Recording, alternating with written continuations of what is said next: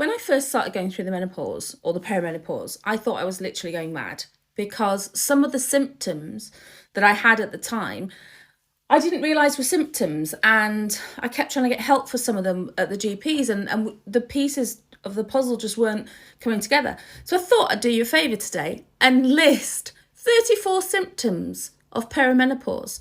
Perimenopause in itself is a conundrum because do you know if you type perimenopause into a document, it says it's a spelling mistake. That's how little it's recognised. Selfie is in the English dictionary, but perimenopause isn't.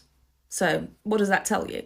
We need help, girls. We need help with perimenopause and menopause. And the more information you have, the more things that you're aware of, the more you realise you're not going mad. You can ask for the help that you need, and you can get together with like-minded women who are all going on the same journey.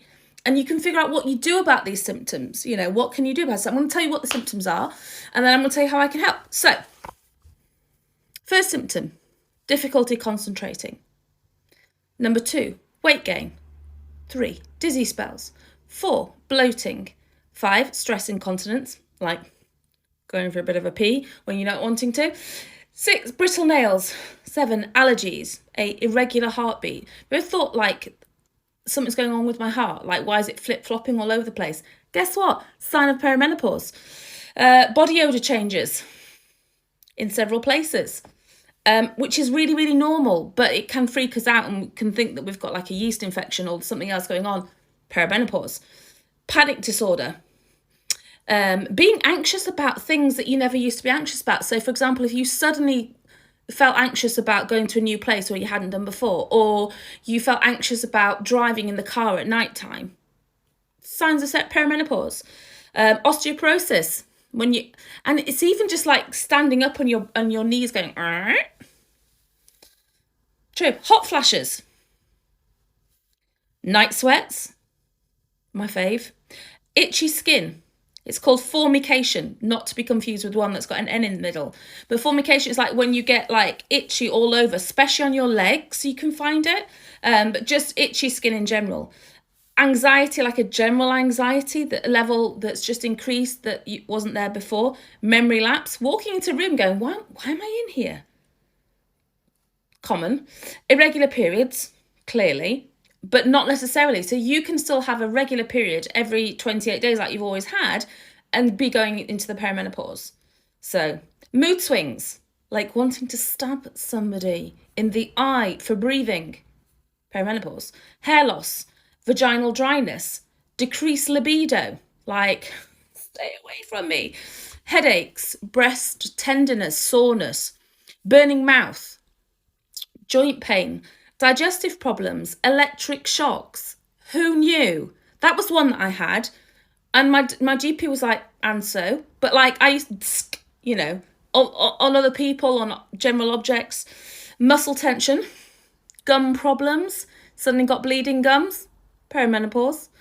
Tingling extremities. So like I had in both hands, but predominantly my left hand side, I used to get pins and needles and tingling all the time. Fatigue, like just being absolutely exhausted, even when you've had a good night's sleep. Disrupted sleep, tinnitus, cold flashes. This is number 5, actually. Cold flashes, like just chills, just all of a sudden. Yeah.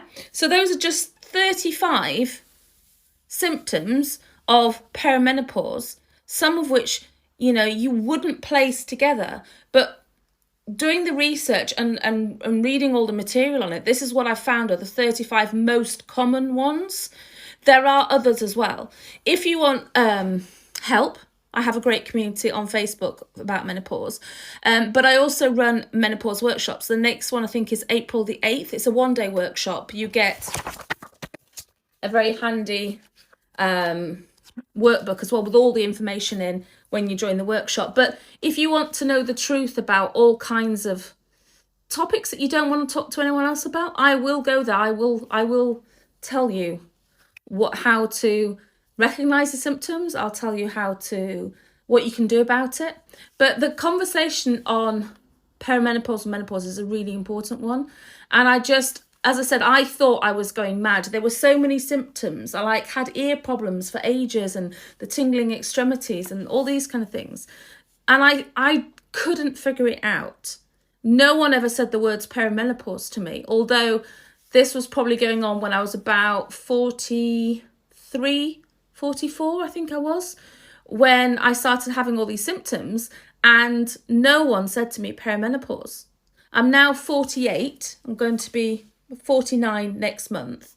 And even now, if I talk to them about perimenopause or menopause, the doctor's reactions are, well, you're a bit young for that. No, you can start going through perimenopause as a teenager. It's very rare, but you can, as young as teenage, go through perimenopause. Typically, menopause is around the age of 50. Slightly, I think it's 52 generally, and for people of colour, it's 51. But the perimenopause goes on for 10 years before that, and sometimes even longer. And we need to know what to do, what to help ourselves. There are supplements you can take. There's obviously HRT as well. But I'm going to be talking about this in the coming few weeks. So if you think you might be going through the perimenopause or the menopause, follow me for more real talk on it and how you can help yourself. My name is Kate Grosvenor. I'm a life coach for women, and perimenopause and menopause are topics that are really, really important and really dear to my heart, because I don't want any other woman to go through what I went through. All right, my darlings, take care and I'll speak to you soon. Bye.